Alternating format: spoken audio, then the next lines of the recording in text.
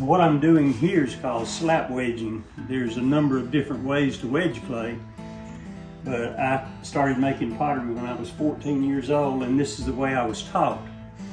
And as a production potter, it's the fastest way to wedge clay, so it's been very beneficial for me to stick with it.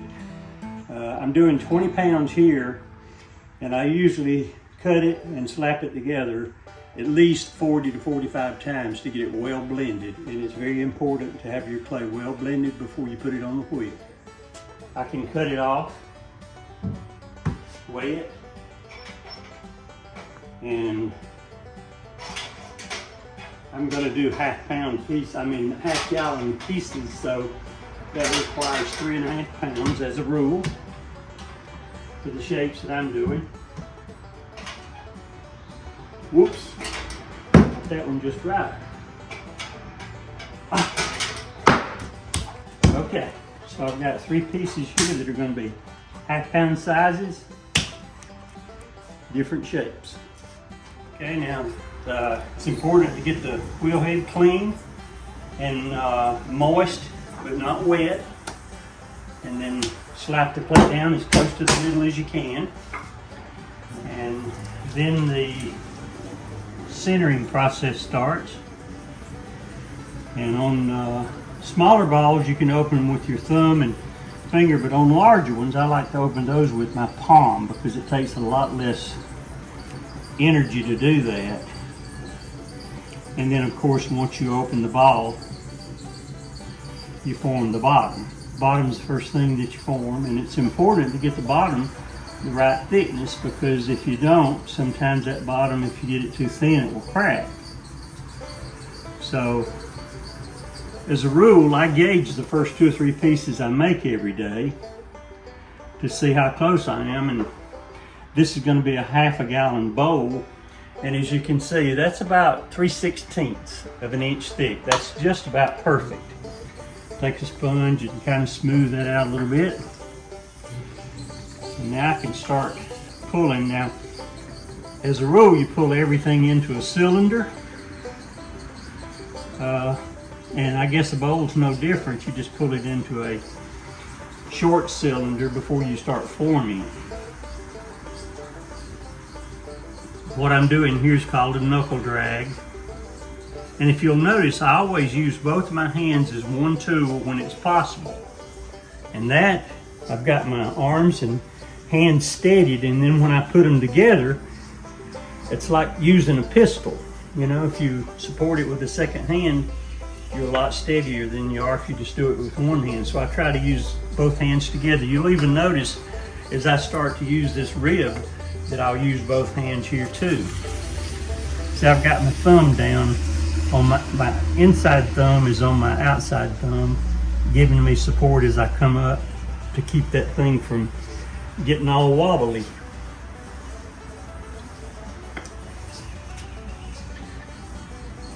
Now these are turning tools here that I've made just out of various things. This tool right here is made out of a material they use in aircraft in the instrument panel. I think a man that worked at Lockheed years ago brought me a bunch of that. I won't tell you his name.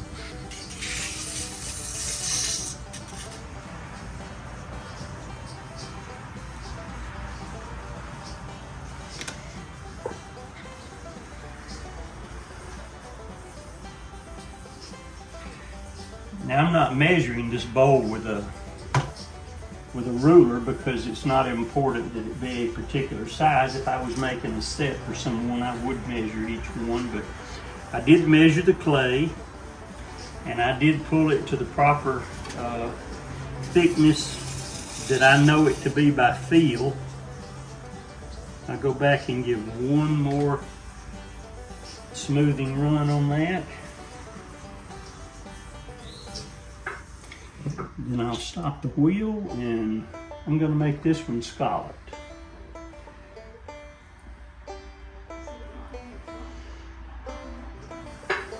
Oops, got a little too far. That's okay. Now, right about here I start looking at how much space I got left, so I can determine if I need to start cheating one way or the other. So it looks like this is going to turn out about as perfect as it can without cheating, because I don't like to cheat. I'm going to cut it off, set it aside. Notice I made the bowl on a turning disc. Now I can get it off. And the reason I did that is because you can't pick a bowl up. So I'll set this aside and let it dry probably the rest of today, and then I'll turn it over, trim the bottom, and put a footing on it.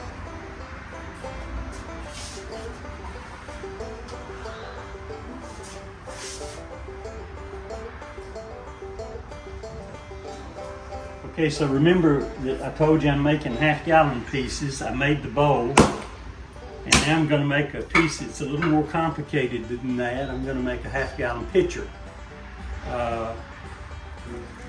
The process is the same when you're centering it and when you're opening it.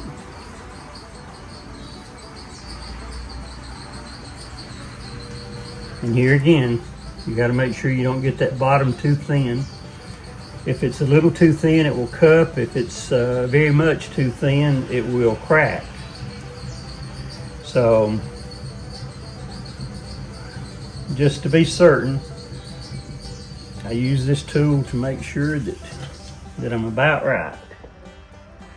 Okay, we see we're about the same, about 3/8. I mean 3/16, 3/8, about 3/8. So I'm going to go just a little bit more. Since this is a pitcher and it has a smaller bottom than the bowl, and we'll pull this cylinder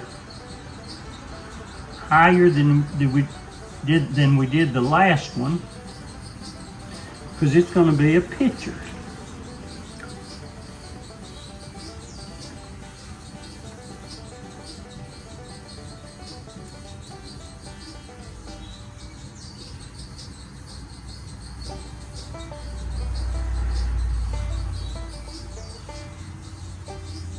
Now I make two kinds of pitchers. I make one that's a straight up pitcher, and then I make one that's bulbous. So I'm going to make a bulbous pitcher here out of this.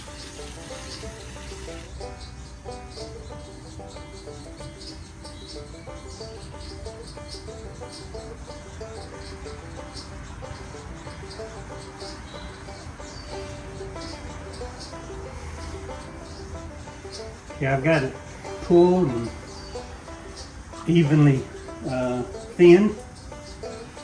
Go back and pull from the bottom one more time.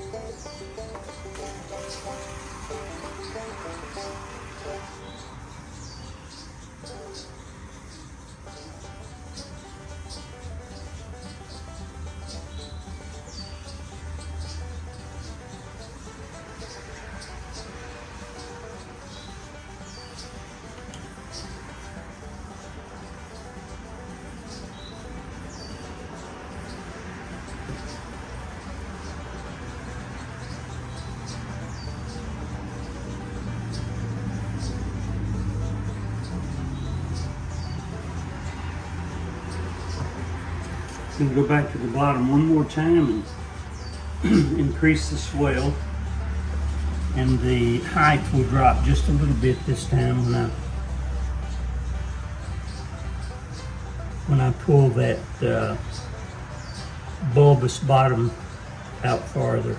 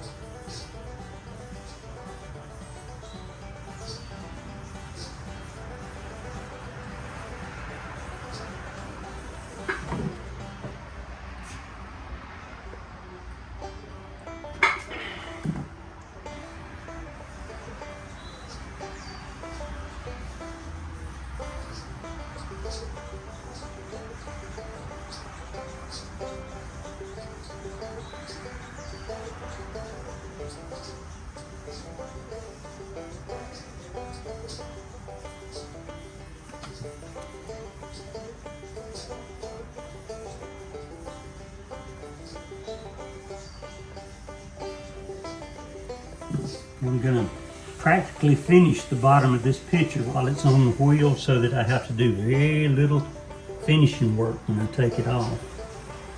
All I have to do is take a wet sponge and sponge the bottom off and then sign my name to it. I'm gonna put a little water in here with it.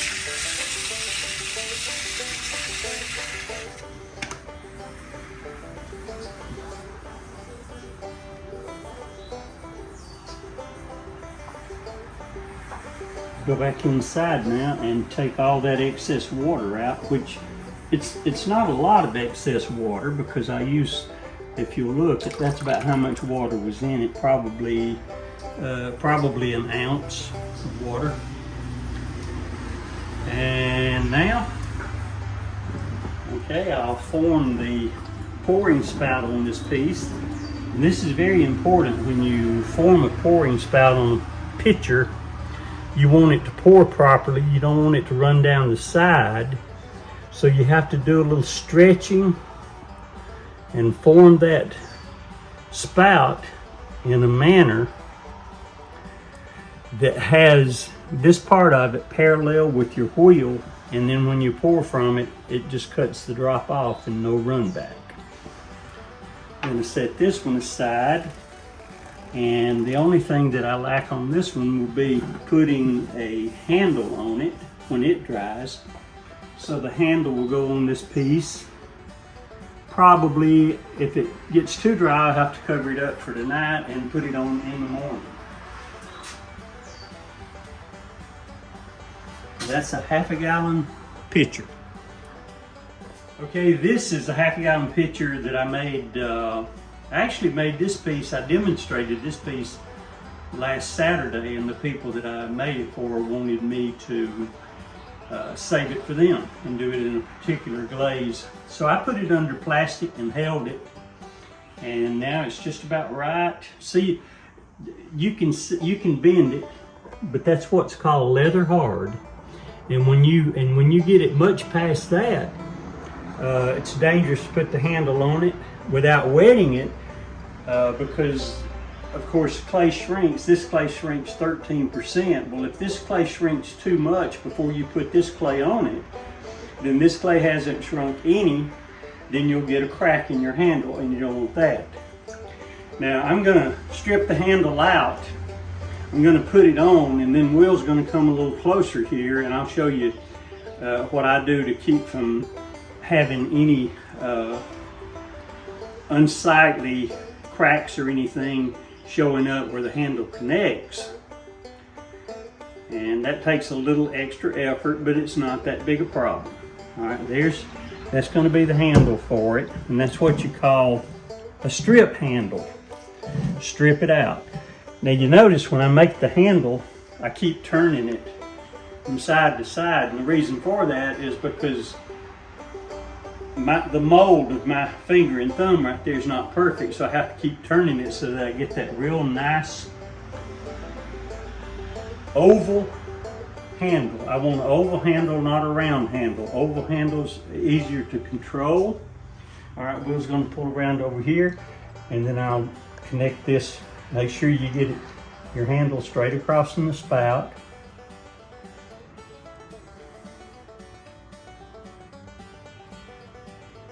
And get it sealed down really good. And then just pull enough there to make the right size handle. Make sure it's good and straight. Reach inside. You can't always reach inside, but reach inside and push against it so you don't cause the side to cave in a little if it's a little too wet.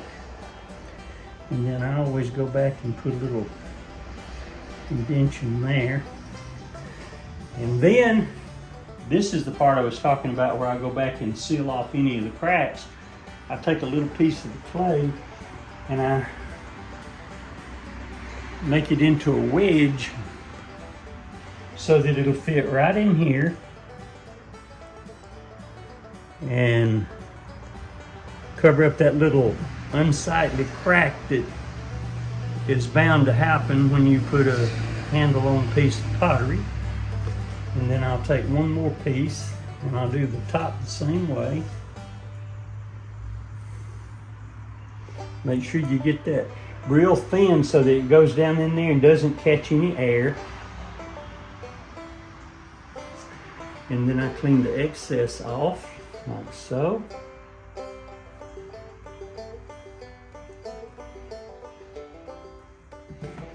And well, if you go in real close, you'll see how that looks right there and how it looks right here. And then I'll shape it just a little bit more so that your hand fits that perfectly. So that's how I put handles on. Okay, the last piece is going to be a jug. And the reason I'm making a jug and a pitcher is I want to show you the difference between bringing something up tall and flaring the top of it versus bringing it up and pulling the top in to make a spout. There's a little difference in the way you do it. Centering is the same. Opening the ball is the same. The thickness will be about the same. Always be careful when you're forming the bottom not to go too far on the first push. It's easier to thin it than it is to try to thicken it. It takes a lot of time if you want to take a piece of clay and go back in there and work it in and thicken that bottom. So I try my best to get it thin in the beginning. And guess what? We're about right. Okay, now we're going to make a 1/2 gallon jug. Now there's a number of different kinds of jugs. You have an ovoid shape. You have a buggy jug that's squatty. They call it a buggy jug because it sits in a buggy without flipping over. Has a real wide bottom. And then there's a shoulder jug. Of course, the shoulder jugs were designed to be able to stack them in a keel because you could wipe the glaze off that shoulder and put a stacker ring on top of it where there was no glaze, and then put another piece of pottery on there. And that worked out real well when you were burning pottery in a wood kiln that had no shelves. All right.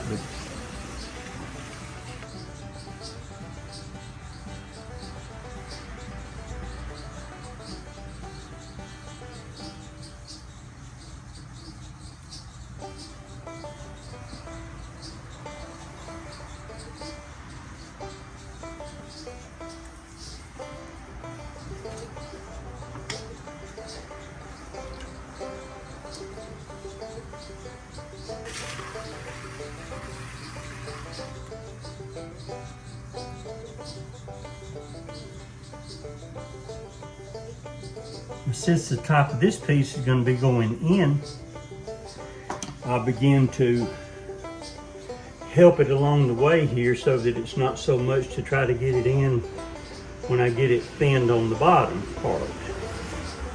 So there you go.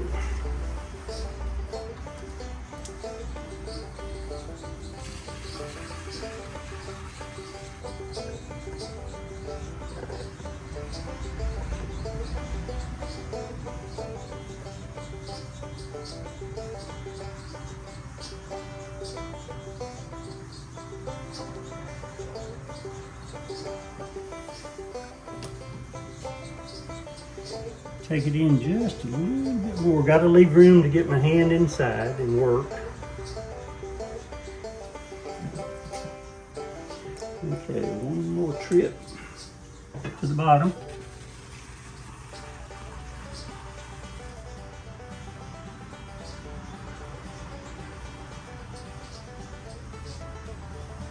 It's important that you not try to work faster than the wheel's turning. And by that I mean when you're pulling, you slow down the upward motion as the piece gets thinner, you slow it down so that it doesn't sling it off the wheel.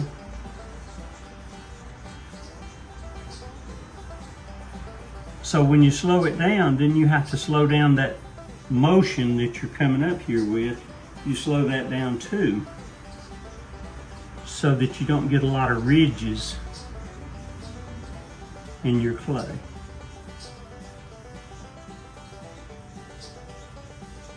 I think I'm about ready now to close this one in.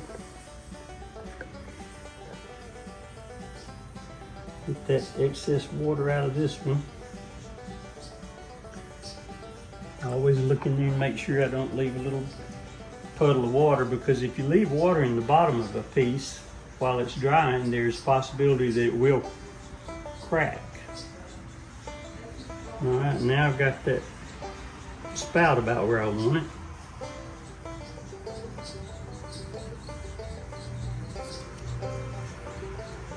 Come in and give it that really nice bulbous, well, this is called ovoid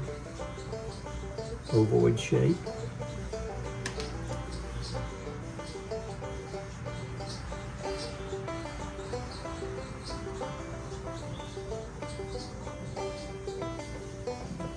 And I'll come back and give it one last smoothing run down through here.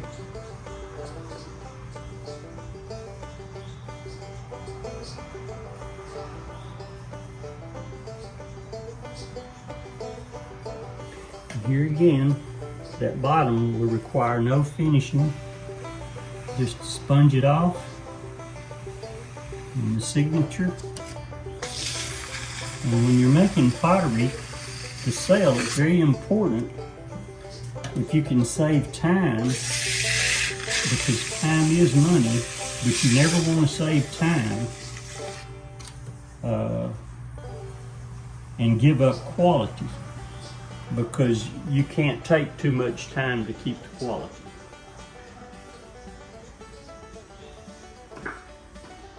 So there is a 1/2 gallon ovoid jug.